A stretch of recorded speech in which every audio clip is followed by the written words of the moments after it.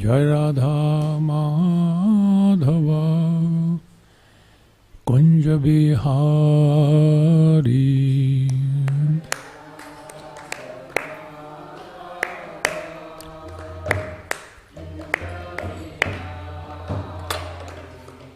Jai Radha Madhav Kunj Bihari.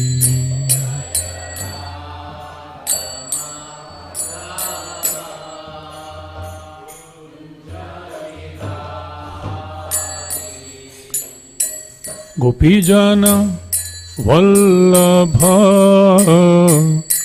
Girivardhari.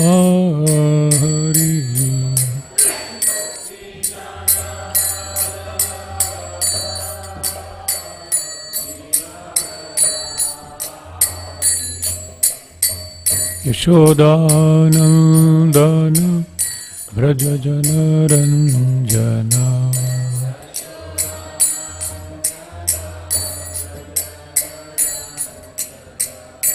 Yamuna Tirah वनचारी।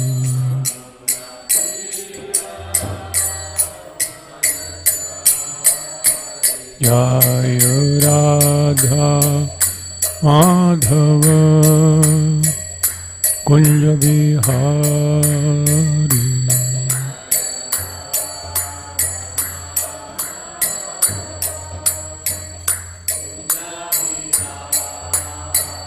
Jai Radha Madhav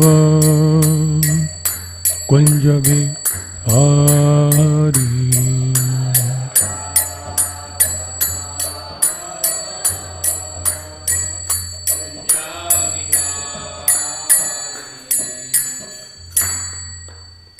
Jai Om विश्वपाद Paramhans परिव्राजकाचार्य Shrimad His Divine Grace A.C. Bhaktivedanta Goswami Maharaj Srila Prabhupada ki, Sri Chaitanya Charitamrita ki, Nitai Gaur Premanandi. All glories to the assembled devotees. All glories to the assembled devotees. All glories to the assembled devotees. All glories to Shri Guru and Shri Gauranga. All glories to Srila Prabhupada.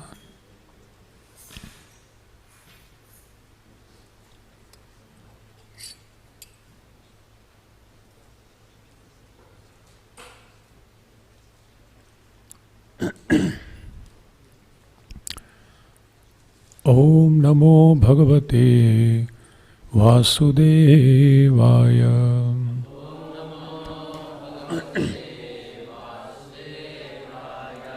Om Namo Bhagavate Vasudevaya.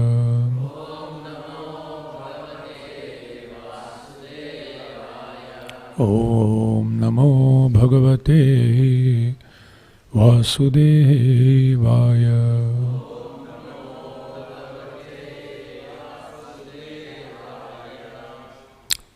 Narayanam namaskritya naram chaiva narottamam devim saraswatim vyasam tato jayanarudare. Nashtaprayeshu bhadreshu nityam bhagavata sevaya bhagavati ruttama shloke Bhaktir Bhavati Naistiki. Krishna. We recite the verse. We recite the verse? Okay. So this is Chaitanya Charitamrita Madhya Leela, Chapter 7, entitled The Lord's Tour of South India. Text number 72.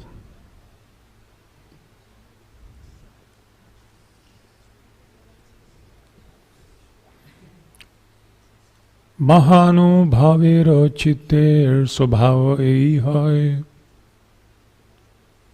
pushpa sama komala kathina vajramay. You can respond word to word. Mahanubhavera, of a great personality.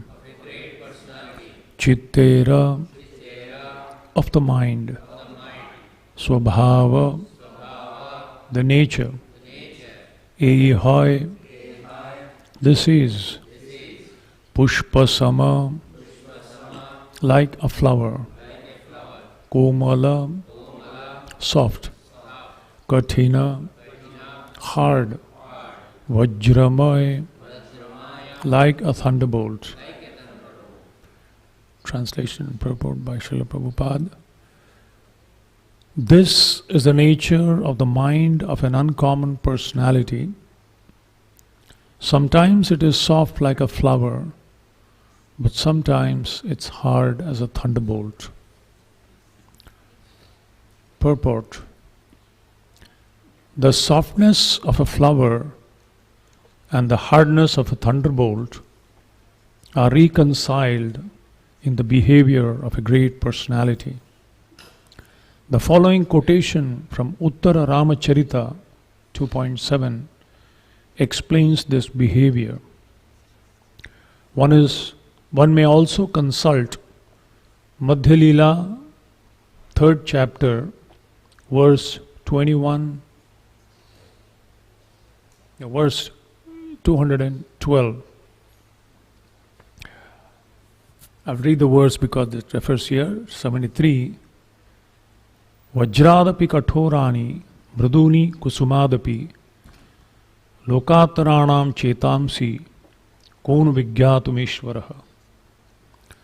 The hearts of those above common behavior are sometimes harder than a thunderbolt and sometimes softer than a flower. How can one accommodate such contradiction in great personalities? Since Prabhupada mentions, one must refer. One may also consult Madhya Leela 3.2.12. I would like to read the beautiful purport to that. Madhya Leela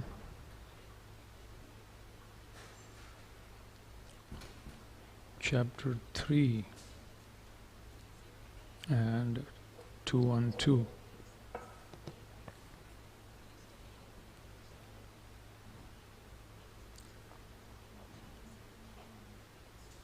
Yeah.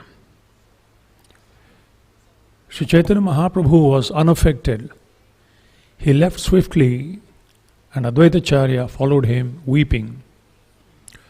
Purport. As Srila Bhaktisiddhanta Saraswati Thakur explains, the word nirapeksha means not being affected by anything material and remaining fixed in the service of the Lord. Sri Chaitanya Mahaprabhu did not very much care for the roaring tumult and cry at the house of Advaitacharya, which he heard when starting for Jagannath Puri. Worldly moralists may criticize Sri Chaitanya Mahaprabhu for being very cruel, but the Lord did not care for such criticism. As the world teacher of this Krishna consciousness movement, he actually showed that a person seriously engaged in Krishna consciousness should not be affected by worldly affection. The best course is to engage in rendering service to the Lord and to become callous to material objectives. Externally, everyone is attached to material things, but if one becomes entangled in such things, he cannot make progress in Krishna consciousness. Therefore, those who are engaged in Krishna consciousness should not care for so-called morality of the material world if that morality opposes the service of the Lord. As Lord Chaitanya Mahaprabhu has personally shown, one cannot properly execute Krishna consciousness without being neutral.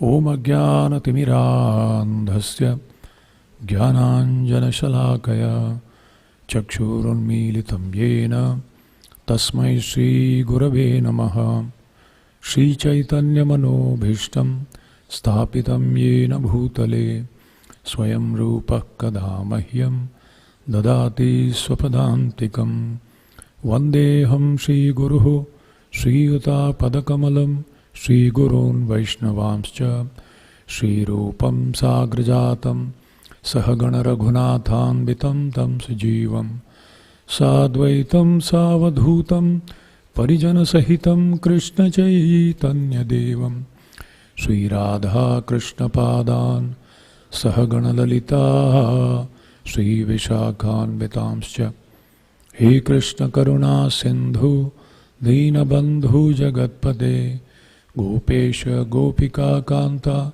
Radha Kanta Namostute Tapta Kanchana Gaurangi Radhe Vrindavaneshwari Vrishabhano Sute Devi Pranamami Hari Priye Vancha Kalpatarubhyascha Kripa Sindhubhya Evacha Paditanam Pavanebhyo Vaishnavebhyo Namo Namaha Jaya Sri Krishna Chaitanya Prabhu Nityananda Sri Advaita Gada Sivasadi Gaura Bhakta Hare Krishna Krishna Krishna Hare Hare Hare Ram Rama Ram Hare Hare.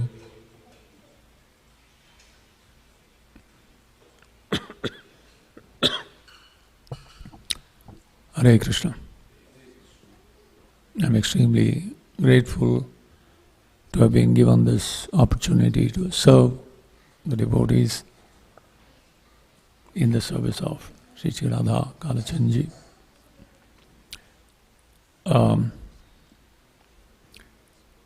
In this specific words, the inconceivable nature of not only the Lord and also His pure representatives who have no other thing in their life other than His pleasure and are completely aligned and surrendered to His will is so beautifully demonstrated. In the introduction to Chaitanya Charitamrita, Srila Prabhupada mentions a very amazing understanding of Chaitanya Charitamrita. He says Chaitanya means living entity, Charita means character, and Amrita means eternality. So, character of the living force in eternality is what Chaitanya Charitamrita is. That means, when a living entity is completely liberated, ready, fit to go back to the spiritual world, even though whether he may be physically present here, but his consciousness is completely in alignment with the spiritual realm, how does he function? To demonstrate this, the Lord descends along with His intimate associates. The Bhagavad Gita indicates about the spiritual world in one or two verses. Natad bhase te suryo na shashanko na pavakaha yadgatva na nivartante tadhama paramam mama. That particular place where there is no need of a sun, moon, electricity, etc. So there is indication of the spiritual world. In the Bhagavatam, there is description of the spiritual world, especially in the 3rd canto, 15th chapter, is described as description of the kingdom of God, where the 4 Kumaras happen to enter the Vaikuntha planet. What they saw, what they experienced is described. How there is absolutely no envy there. How when the bee starts buzzing, all the beautiful birds who can have very sweet voices actually keep quiet just to hear to the bees. Prabhupada writes, even an ass is very proud of his braying in the material world, while in the spiritual world it's just the opposite. How there is no inclination for sense enjoyment. Even though the residents of Vaikuntha are surrounded by their sweethearts, Prabhupada writes, who have very beautiful features, physical features, and extremely beautiful. And they are packed in their wonderful airplanes and floating through lakes of such wonderful fragrance, such beautiful sight, which is very much enlivening to the senses. And one can easily become materially, sensually aroused. Every opportunity is there. But even for a second, if their thought goes away from there, from remembrance of the Lord, they curse themselves. So how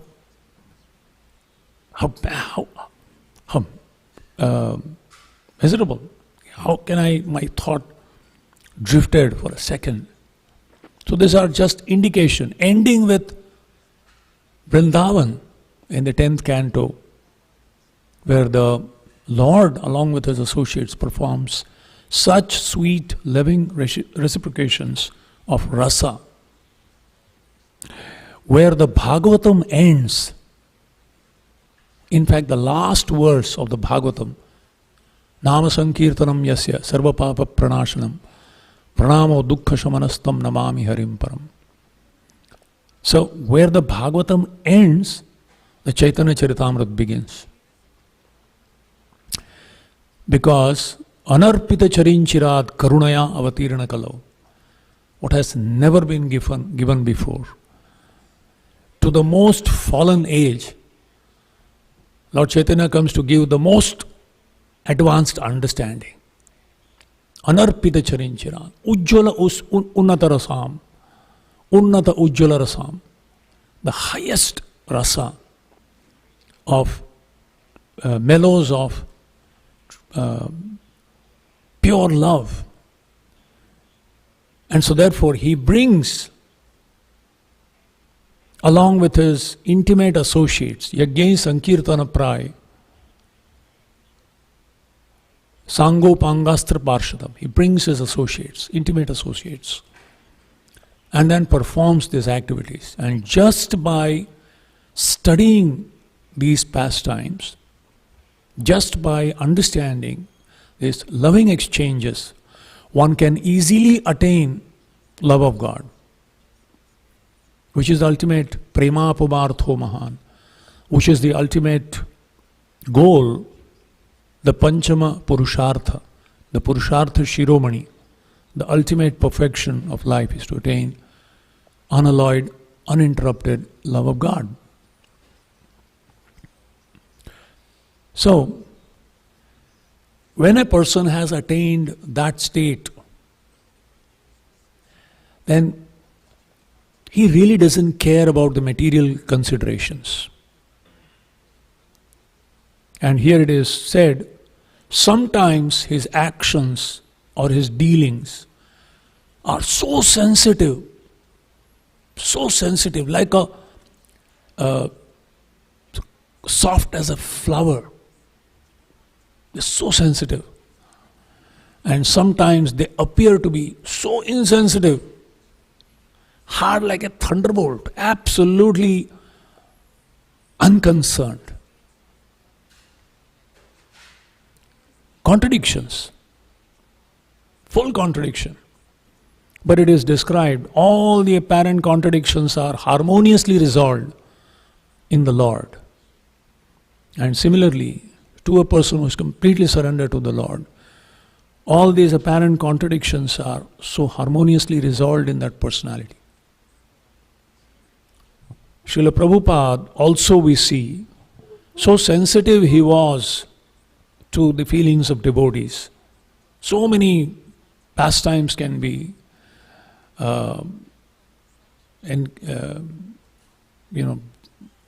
described where he was so sensitive, to certain needs. Like one of the devotees, I forget, who was getting initiated, said, And he said, first go and offer your respects to your parents who are sitting there. They were like shocking to them, and then the Western parents, they didn't even, and he fell flat. And then, so he was very sensitive. At the same time, sometimes to do whatever is necessary to help his devotees, he was hard as a thunderbolt. But he was only doing it with a clear understanding what will please Krishna. Accountable to Krishna. So, of course, artificially one cannot imitate this platform. This is a gradual elevation. Srila Bhaktivinoda Thakur in Chaitanya Shikshamrit speaks about the evolution of consciousness. It can be compared to the unfolding of a blossoming of a flower. There are 5 stages he describes. Covered consciousness, then the Sanskrit word is achadita. Achadita means completely covered. Then uddita. Then sankuchita. Sankuchita means covered. Then udita, then which is mukulita. Then there is blossoming, blooming, and then full bloom. Vikasita and prafullita chetana. And he says, equivalent he gives as amoral atheist. That is the covered consciousness. No sense of morality and no sense of theism. There's no understanding of God, no understanding of even sensitivity to others, what is moral, what is right or wrong. It's just like an animalistic life. I want what I want when I want. Eat, drink and be merry. I don't care about others. So amoral atheist. That is the lowest covered consciousness. Then there is moral atheist. This is what is being described. The moralists. So they are following moral rules, moral codes. But what is the ultimate morality? In one place, Prabhupada writes, the BTG founder, he cites, morality is the standard of activity by which the supreme authority is satisfied.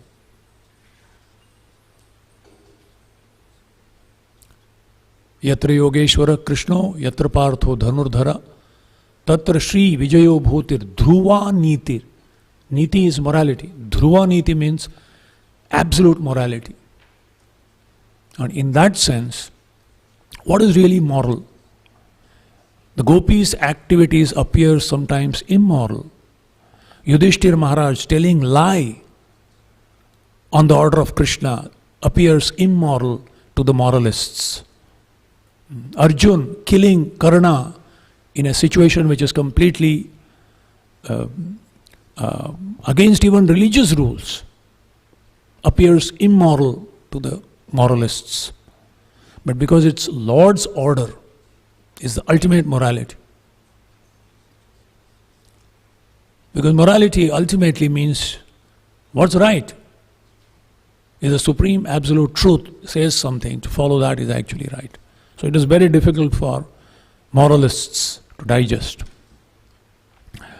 And then there is moral pseudo-theist.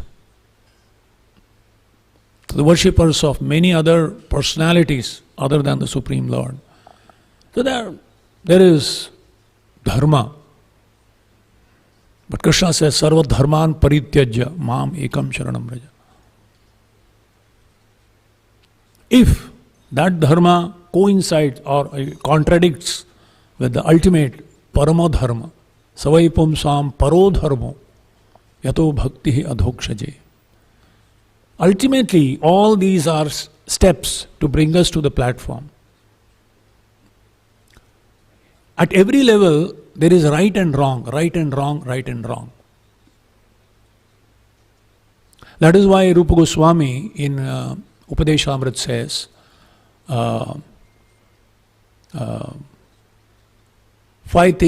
six things to be rejected, to be atyahara niyamagraha. Niyama means rules and regulations. Agraha means holding the rules and regulations.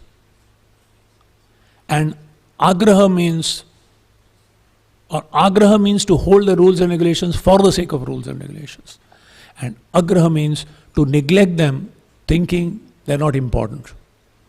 Rules and regulations, actually scriptures contain only two types of statements: do's and don'ts, prescriptions and prohibitions. And at every level there are rules and regulations. But they are formed systematically to take us higher. It's like staircase. When you're walking on a staircase, you have to lift your feet and put it on the next stair. And then you have to lift the previous step and then place it on the next. If you are stuck there, you can't move forward. You have to lift your step and place it next. And then remove this also. So what was relevant at one time becomes irrelevant at other time, in other stage. So therefore the rules and regulations, the spirit of the law, and there is a letter of the law. One shouldn't be stuck in the letter of the law. Understand the spirit, and after we come to a particular stage, you can give this up. Give up the karma kanda, give up the jnana kanda, to actually move towards pure devotion to the Lord, pleasing to the Lord. Even Krishna in Uddhava Gita, in the 11th canto, speaks about this. In and of itself, an activity is neither good nor bad. In and of itself. It's a question of context, it's a question of level of... Just for example, if I ask you, if a man breaks into somebody's house in the middle of the night, imagine there's a window and somebody breaks into the house and enters in the middle of the night, what do you call it? It's thievery, it's wrong. But if the house is on fire and a child is caught inside, helpless, and somebody breaks into that house in the middle of the night, that's considered glorious. So it's not about breaking somebody's window and entering in the middle of the night, but it's a question of what's the intention, what's the purpose. Someone eats only so much grain every day is considered very austere, very pious. But if he eats one grain on Ekadashi, it's considered sinful. So it's not that the object is right or wrong, but it's the time. So sometimes it's the situation, sometimes it's the time what makes an activity right or wrong. Similarly, at a state of consciousness, for a higher principle, a lower principle can be given up. That is advancement. But for a lower principle, if a higher principle is given up, that is degradation. Just like the story, Chaitanya Charitamrita, there is a story of once Lord Chaitanya was extremely tired after Kirtan, and he came into Gambhira and lied down at the door. And Lord Chaitanya was 7.5 feet. And the door was, Gambhira, if you see, it's a small, like a hut with a little, 3 feet entry. And he lied, and his feet was inside, and his head was lying right at there. And so Mahaprabhu, after lunch, would lie down, and Govinda would come and massage his feet for some time. So today, Govinda came to massage his feet, but Lord Chaitanya was lying right at the door. Now, how can he cross the Lord? But he has to serve.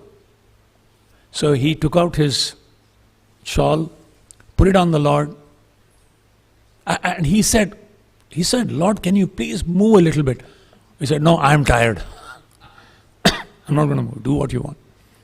So he put a chadar, jumped over, and he was massaging for about 40 minutes. And then Mahaprabhu got up and he said, "Oh, Govinda, you're still here? You didn't take your prasad?" "No, my lord." "Why?" Because after massaging, he would go and eat the remnants of Mahaprabhu. He said, "Why didn't you eat?" "How can I cross you, my lord?" Mahaprabhu said, "How did you come in?" Govinda didn't say anything. But in his heart of heart, he was thinking, for your service, I will break any rule. But for my own sense gratification, I won't break even a single rule. So this is the spirit of the law. Ultimately, the essence of all rules and regulations is described in the Padma Puran. Smartavya satadam Vishnur vismartavya jatuchit sarve vidhi nishedhyasyuhu etayoreva kinkara. To remember Krishna always and never forget him. And remembrance is very easy when you love someone. When you love, nature of love is you can't forget him. One time, Narada comes to Vrindavan and he sees all the gopis sitting in lotus posture, meditation. And he's shocked. Gopis, meditation? He asked them, "What are you doing?" He said, "We're trying to get this guy out of our heart. This Kalia." Kalia is a blackish complexion. Get this Kalia out of this. But he doesn't go. And we sit in meditation trying to get him in, and it doesn't come. That's our state. Because we have no love. Durdaivam idrisham iha jani na anuraga. Because we have no love. It's an effort, it's struggle to just remember Krishna, even when we are chanting Krishna. But for the gopis, it's a struggle to get Krishna out of their mind. Even if they want to, they can't. Because, Shunyaitam jagat sarvam govinda virahename. They can't exist without, Krishna's remembrance. The whole of Chaitanya Charitamrita, Mahaprakash Leela. You see, Mahaprakash Leela. What is Prakash? Prakash means to reveal, revelation. Maha means great. The great revelation. And what was the revelation in the Mahaprakash Leela? The Lord is revealing the glory of His devotees. How much they love Him. How much their desire is absolutely selfless, just for His pleasure and for benefiting others. And the devotees are revealing their love for the heart, for the Lord. That anything that is offered, they said, "No, I don't care. Like Kolavecha Sridhar. Ask Sridhar, ask. Mahaprabhu is becoming restless, that he is not asking anything. And Kolavecha Sridhar, "My Lord, be peaceful. Be peaceful. I am happy. Wherever you have kept me, I am happy." No, but you have to ask. I will be happy when you ask. So, okay, if you are asking that, then ask only one thing. You keep coming as that mischievous Nimai, keep harassing me, and steal my bananas and my banana leaves for eternity. I don't want anything else. So this is how the Lord is revealing the treasure that this apparently poor Kolavecha, Sridhar, the most externally a beggar. But Mahaprabhu would always say, Nimai would always say, "One, you are a hypocrite." You tell Kolavecha, "You are a hypocrite. You are the richest person, but you're hiding your wealth. One day I will expose it." And he did expose during the Mahaprakash. It was a revelation. How the Lord is so loving and how the devotees are so selflessly loving the Lord. Nothing else, no other consideration. Another important aspect, since we are here for devotee care, we came here for a devotee care course on behalf of the GBC's Devotee Care Committee, which has a mandate for devotee care.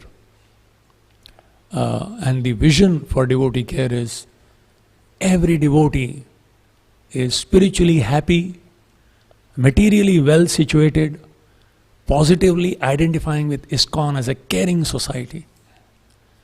Every devotee responsibly takes care of their diverse needs.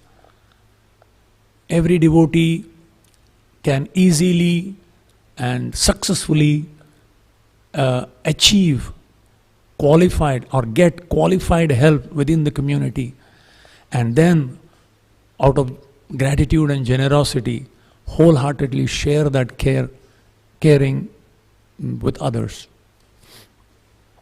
Now this thing about materially well situated is a very controversial statement, because in the early days, because of not the holistic understanding of Yukta Vairagya, which is Mahaprabhu's teaching, Anasaktasya Vishayan Yatharham Upayunjataha Nirbandha Krishna Sambandhe Yukta Vairagya Vachate. Anasaktasya Vishayan, indifference, as it is described here, Srila Prabhupada mentions, and also Bhaktisiddhanta, neutrality. It's not about detachment, it's about indifference. You can be in the midst of all opulence, like Pundarik Vidyanidhi. Lord Chaitanya demonstrates through Pundarik Vidyanidhi, or Shivananda Sen, or Buddhimanta Khan. These are like extremely opulent devotees, but they are absolutely non-different from Rupa and Sanatan, who were completely renunciates. Grihe thako, bane thako, sada hari bole dhako. So Lord Chaitanya is demonstrating this aspect. So, however, there is a journey from material conditioning to liberated consciousness. It's a journey, it's a very gradual journey. It can't be, it should be navigated very gradually and not suddenly jump to prematurely, immaturely. Prabhupada in 1.3.33, 1.3.33 Srimad Bhagavatam writes an amazing definition of self-realization. What is the difference between sense gratification and self-realization? He said, when a person is conditioned soul, identifying himself 100% with the body, I am this body, that's bodily consciousness. They are taking the needs of gross and subtle bodies very seriously and are indifferent to the needs of the soul. And here are the self-realized souls who take the need of the soul very seriously and are totally indifferent to the needs of gross and subtle bodies.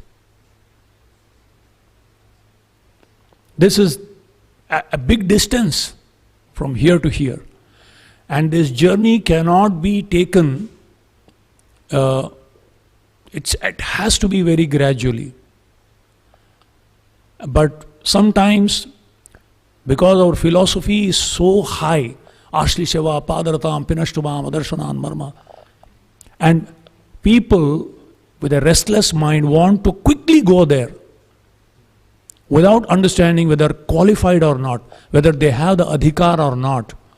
Sometimes in our enthusiasm, eagerness, but immaturity, we want to act on a platform that we are not, because the needs are not properly fulfilled. And therefore, we can't sustain it in the long run.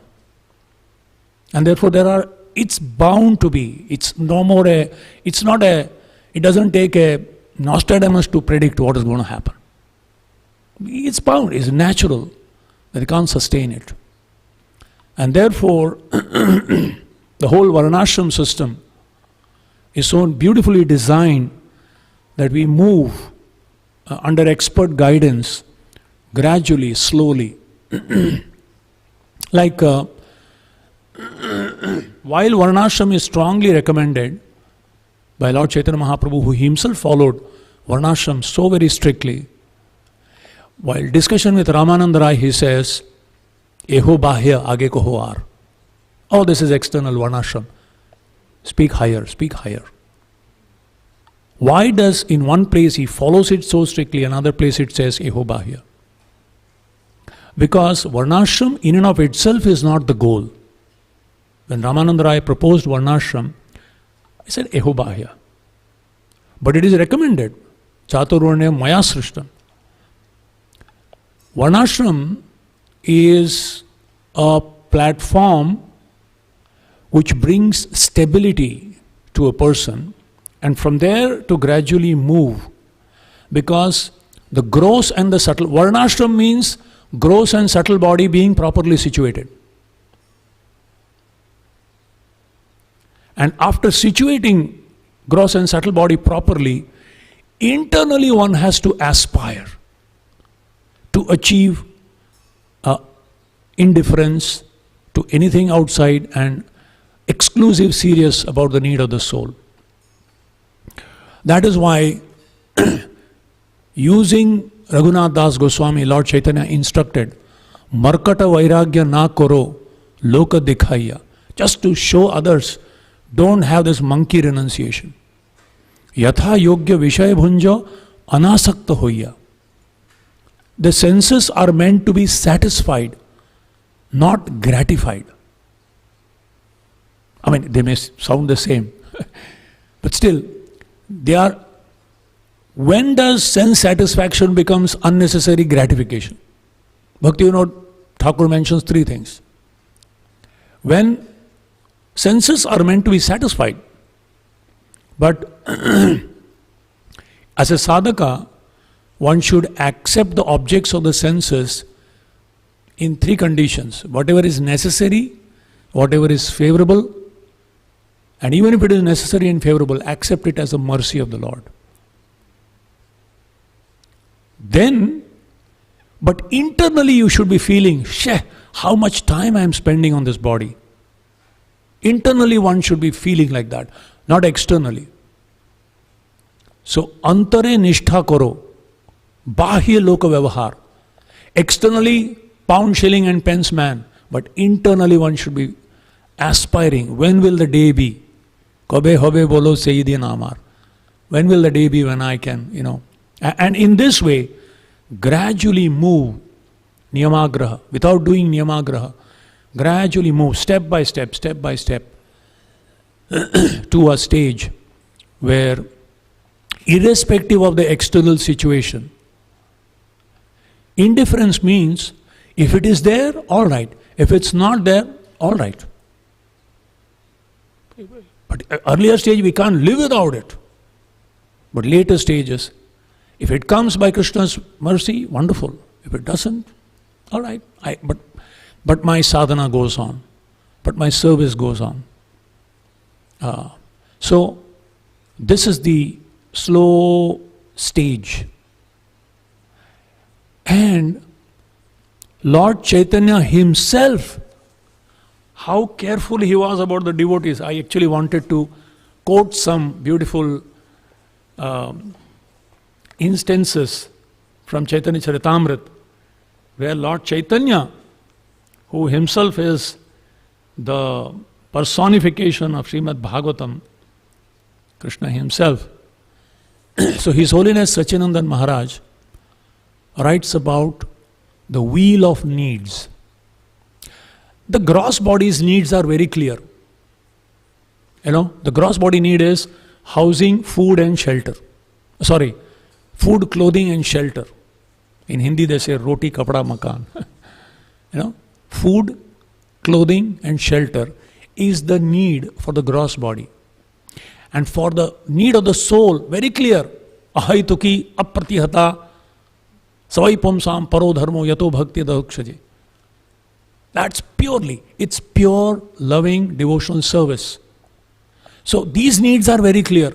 In between comes the subtle body, the mind, intelligence, and the false ego. Its need is not visible, but the need is legitimate. It's real. It needs to be addressed. But unfortunately, it's not as clearly visible. A hungry man without shelter and food and clothing is visible. So somebody can extend. Spiritual need, very obvious if you read Bhagavatam. But the subtle body's needs, until a person is trained to detect it and address it in a responsible way, under expert guidance, and gradually reduce that need, is the need of the hour. So what are these needs? Sense of security. It's a real need. It's a legitimate need. Sense of significance. Sense of satisfaction. Sense of self-expression. Spiritual direction. We feel lost. We are chanting, am I making some progress or not? Am I stuck in the same place? Like a boat which has an anchor. You're rowing the boat, but it's not moving. Am I moving forward or not? So somebody needs to guide and tell us, yeah, you're moving, don't worry. Go ahead. Socialization, social needs. So all these are real, legitimate needs. They must be identified, they must be addressed. So, what is security?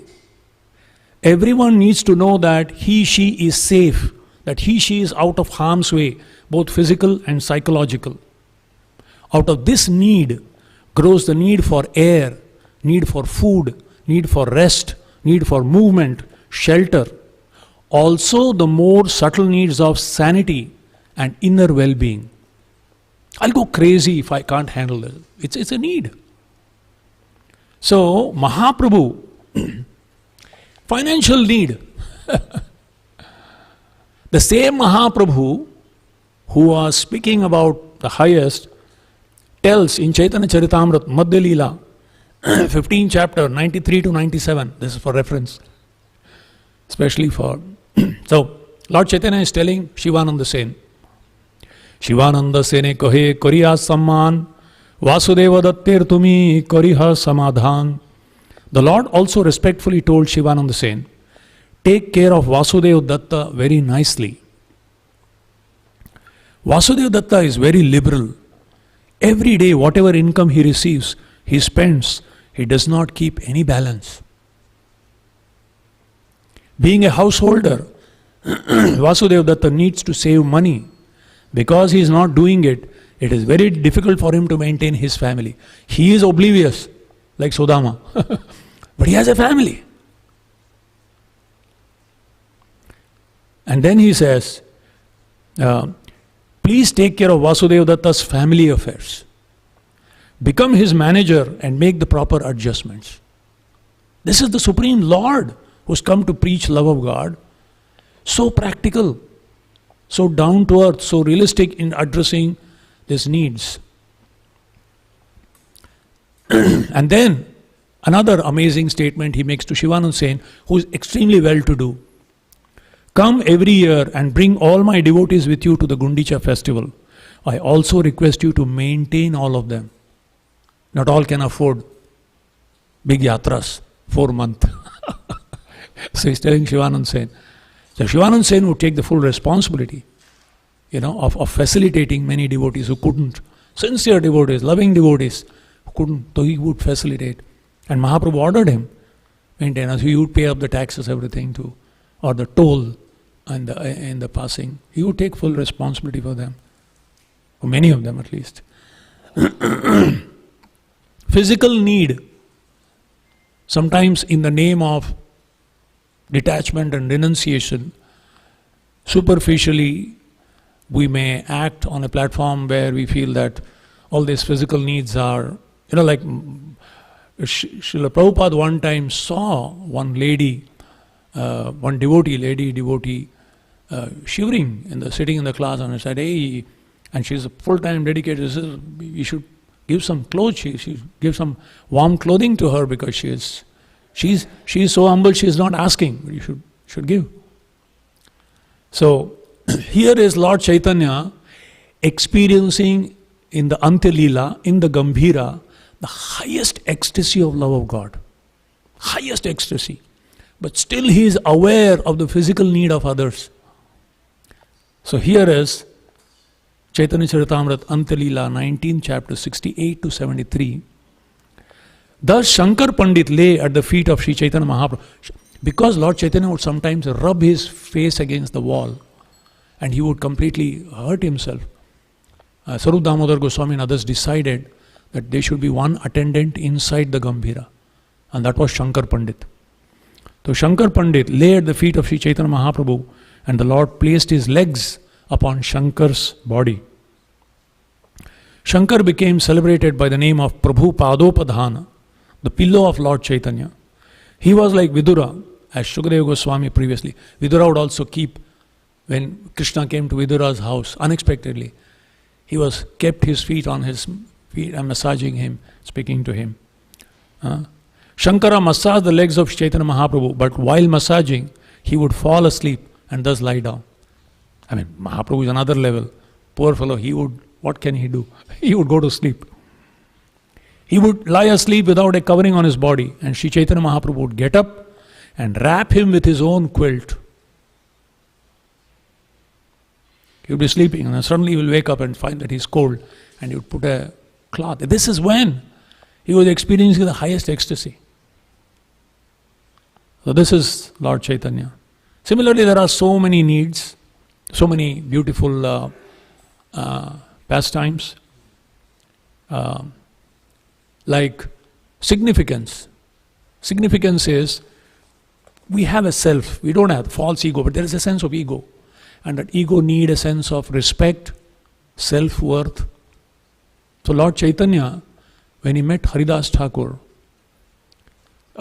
said, I want to leave, my Lord. I know that you're going to end your pastime. I want to leave. So please give me permission.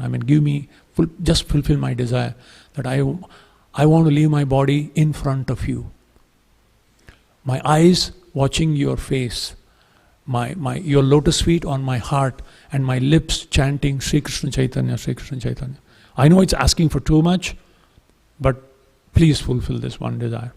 Lord Chaitanya said it will be fulfilled. But then he said, Haridas considered himself so insignificant. Lord Chaitanya said, how can you live how can I live without you? Mahaprabhu, immediately after Jagannath darshan, every day would come with prasad to have darshan of Haridas Thakur. And he is telling Haridas Thakur, without you, how can I live? How can I live without you? A leader ideally should make everyone feel important. Imagine telling someone, Prabhu, thank you so much. Without you, I don't know what would have happened, how this service would have gone on. Or to make other feel, your existence, presence or absence doesn't make a difference, okay? What to speak of, you're a burden. That's like, crushing a person completely. So, Mahaprabhu is saying, Haridas, how will I live without you? But Haridas, this is amazing aspect of devotee relation. A devotee should never think like that. That I am most significant. Without me, how can the world survive? How can ISKCON live without me? No. Haridas is saying, my Lord, don't put me in illusion. If an ant leaves, what difference does it make on the planet Earth?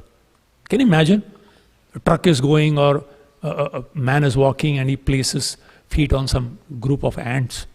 Does it come in the newspaper? So many ants crushed by Mr. So-and-so. Millions of ants die. Who cares? Nobody even recognizes. So Haridas is feeling like that.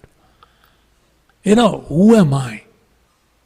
Whatever little benefit I got, you put me in the pedestal of taking the Shraddha Patra at the time of Advaita Acharya. I don't deserve it. I'm such a fallen person. But Mahaprabhu is saying, no, how can I live without you? Shunya itam jagat sarvam haridas virahename. This is the sweet, loving exchange. While the devotees are saying, Govinda virahename, but the Lord feels every devotee is so unique, so important, even though there are millions of devotees. But every devotee for Krishna, or in the Jesus there's a black sheep, or one sheep, even though there are 1,000 sheep, but one sheep is not there. He comes to pick that up. So that's the spirit, significance. So like that, there are so many wonderful incidents. Emotional care. There was Ramdas Vipra who wouldn't eat because he said that Sita was taken away by Ravan. How can Mother Sita be touched by Ram? When I think about it, he didn't cook for Lord Chaitanya. Lord Chaitanya came in the afternoon and said, Prasadam is ready? No, I am disturbed. How can he? Lakshman is still gone to bring. He is in that mood. Lord Chaitanya walked 182 kilometers back, bringing a reference of how that Sita was Maya Sita, just to give emotional encouragement and sustain this devotee who was so disturbed how Sita was stolen. How Ravana could touch Mother Sita. He said, no, that was actually Maya Sita. And then he became pacified, cooked a nice feast, and both of them ate. Till then Mahaprabhu was disturbed that this devotee is emotionally disturbed. So whether it is physical care, emotional care, spiritual care, he was concerned. He was concerned about the parents of Raghunath Bhatta and Gopal Bhatta Goswami. Very interesting. He told Raghunath Das, get out. But he told Raghunath Bhatta and Gopal Bhatta, said, no, serve your parents till they are there, then you can come and join us. But you don't get married. Interesting, different instructions he gave to different devotees as per their situation. It's not like a, blanket formula. One shoe fits all. No, he was very selectively kind of doing this. So, the point is this. Ultimately, one has to develop neutrality to the needs of gross and subtle body and become serious about the need of the soul. That's the ultimate for everyone. We can't go back home, back to Godhead till we reach that situation. However, it's a journey for each as per their nature, as per their conditioning, as per their situation. But while internally aspiring for that, externally these adjustments must be made. They should be properly situated so that gradually and naturally, organically, they become indifferent. And eventually, it's a question of where it is there, it's all right. If it's not there, it's all right. But this goes on. This goes on. So there are both examples in Lord Chaitanya's pastimes. Extreme renunciates like Raghunath Das Goswami, Haridas Thakur, Rup Sanatan. And a very, very opulent devotees like Maharaj Pratap Rudra or Shivananda Sen or Buddhimanta Khan or Pundarik Vidyanidhi. It's amazing. So Lord Chaitanya is Kali Yuga Yuga Avatar. In Kali Yuga he has come and demonstrated. It's not 5,000 years ago Yudhishthira was there who was renounced, and as soon as Krishna left, he left everything and went. Okay, that's Yudhishthira Maharaj. But what about us? But this is in Kali Yuga. That's why Prabhupada said, recently Lord Chaitanya came. Just 500 years ago. These are devotees whom we can relate to very much. So this is such an amazing situation, context where Mahaprabhu is personally demonstrating through his various dealings with various devotees how one should ultimately focus Vyavasayatmika buddhir ekeha kurunandana, while at the same time in a very sensitive, mature and balanced way with the self and with the others. We have to take care of ourselves first. Janma sarthaka kari karo paropakar. If we ourselves are drowning, how can we save others? So we have to save ourselves by being responsible in understanding our needs, acknowledging it, not artificially, superficially, prematurely neglecting it, nor pampering our needs too much. This is the balance.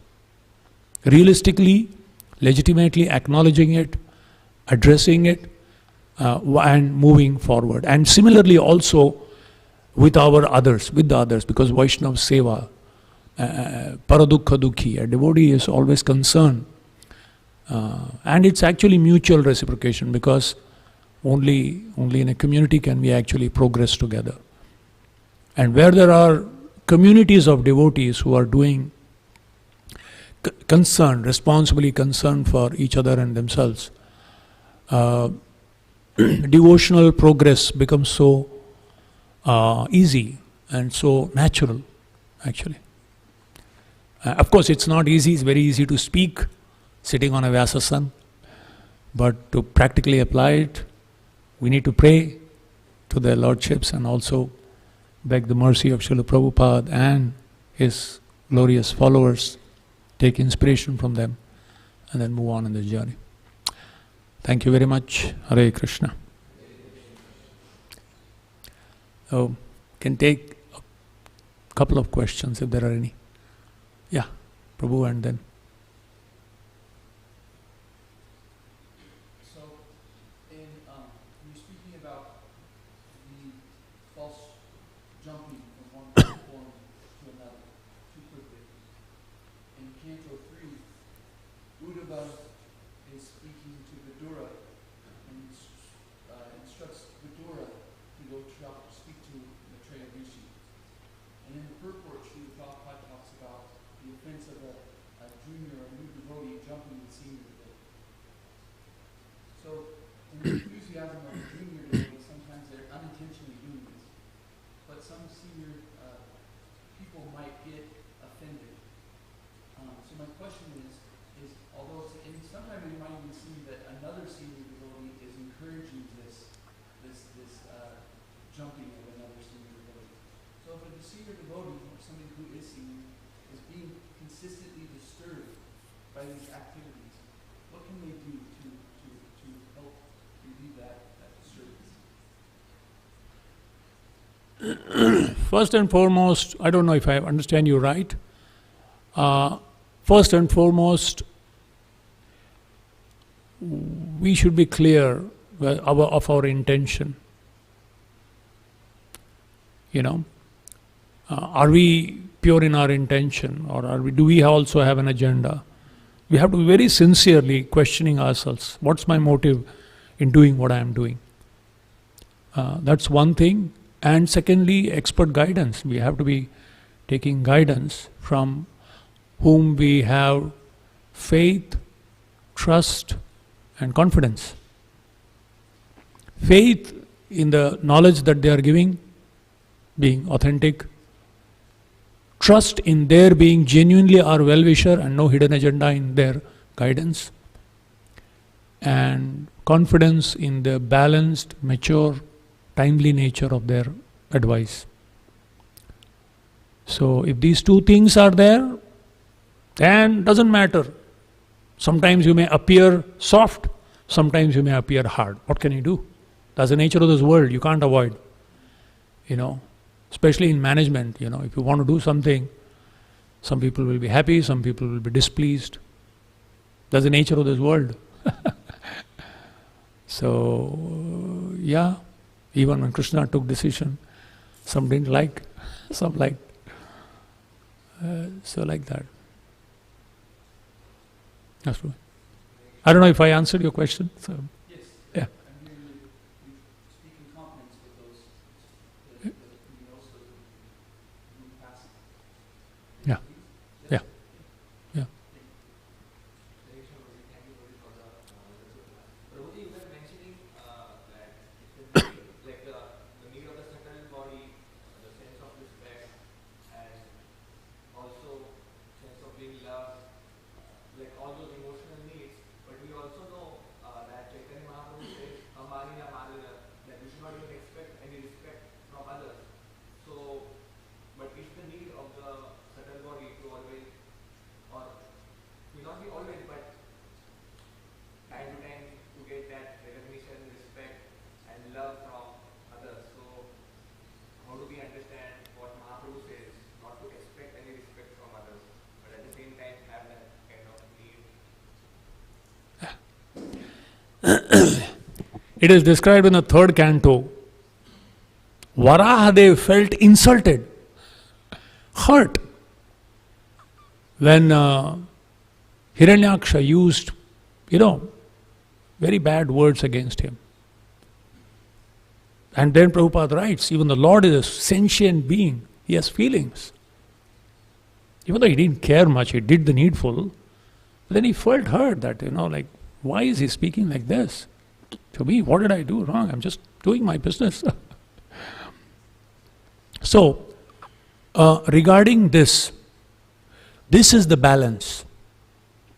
I'll give you two examples. In the Shastras, the Vedic culture, this is cultural part. You have to create a culture of Vaishnava society. What is that culture? In the Vedas, the Vedic literature, it says, Brahmanas must be given charity. If you don't give charity to the Brahmanas, you will go to hell. And the Brahmanas are told, if you take even 1 paisa or 1 penny for your unnecessary sense gratification, you will go to darker hell. Householders are told, Atithi Devo Bhava. Guest should be respected as good as God, who has just come without announcement or without appointment. So one should be respecting the guests. And the guests are told, don't take undue advantage of the hospitality of the host. That is why Yudhishthir asked Arjun, when he came with a morose face, he said, did you overstay in Dwarka and did someone disrespect you? Is that one of the reasons why you're feeling morose? So here is a mutual balance. So, the devotees are told, Nadhanam, Najanam, Nasundarim, selfless, be selfless. While the leaders should be thinking about their needs. I was giving this example the other day. In the circus they have this trapeze act. You know what is this trapeze act? In the earlier days they used to have this huge, tent, huge tent. And on top they have these cradles, people are standing, and there is a 2 rope coming and a stick. And they hold like that and they fly like this, swing.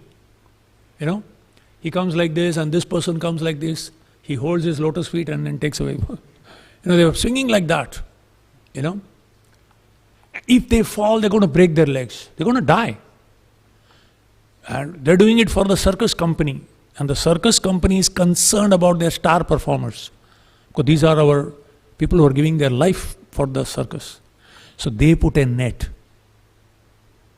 So that in case they fall, there is safety for them. Obviously they don't fall. They're not supposed to, at least, because of their training.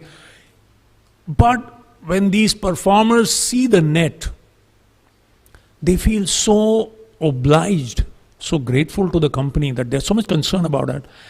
They, without any concern, give their life for the circus. So, there is a mission and there are the missionaries. The mission should be concerned about each of the missionaries, because they are assisting the mission. And the missionaries should be always thinking about the mission. It's not that mission is only thinking about its own self and the missionaries are thinking about their own selves. That's a very unhealthy situation. Lord Chaitanya is concerned about Haridas Thakur. And Haridas Thakur is not concerned about himself. He is concerned about, what will be pleasing to Lord Chaitanya. That's what I wanted. So, this mutual interdependence is a healthy balance. So, so while the leaders should be concerned about each of the individuals in the community also should be thinking about the whole mission, or each individual should be thinking about the overall mission and the community, and the leader should be thinking about. This is a kind of balance.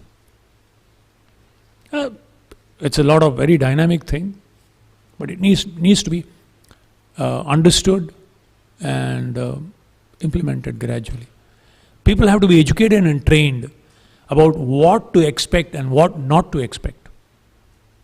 Both the leaders and the followers.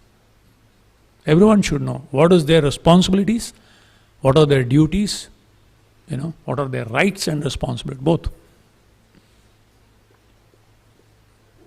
Devotee, because of their philosophy, will not on its own take that initiative, but must be understood and done. This is the refinement of Vaishnavism. That's the amazing part that attracts people. Hare Krishna. One last question.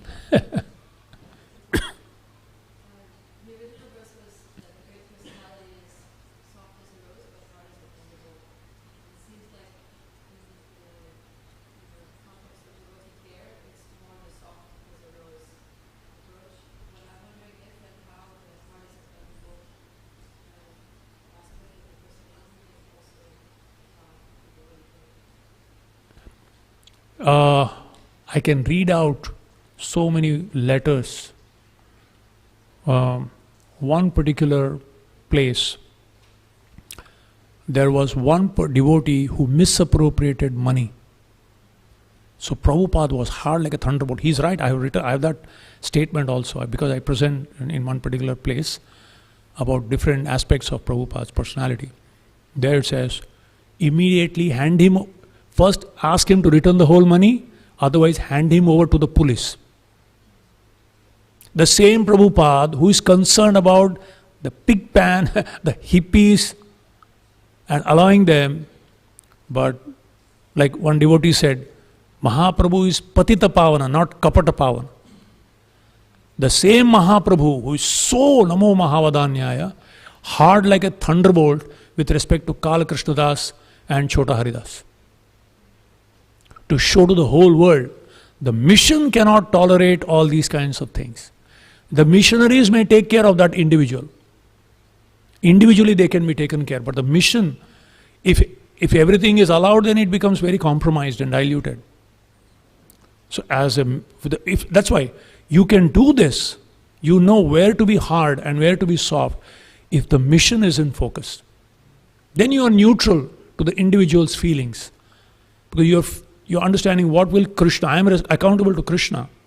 Will this please Krishna or his mission or disturb the mission? That's why Vidura told, can you imagine such a sweet Vaishnava like Vidura is telling Dhritarashtra, abandon this Duryodhana immediately, otherwise your whole dynasty will be finished. You along with your whole dynasty will be finished. So that's harsh. But he said, Chanakya Pandit says, this is Niti Shastra. To protect a family, a person can be sacrificed. To protect the village, a family can be sacrificed. To protect the nation, a village can be sacrificed. And to protect one's ultimate goal, everything can be sacrificed.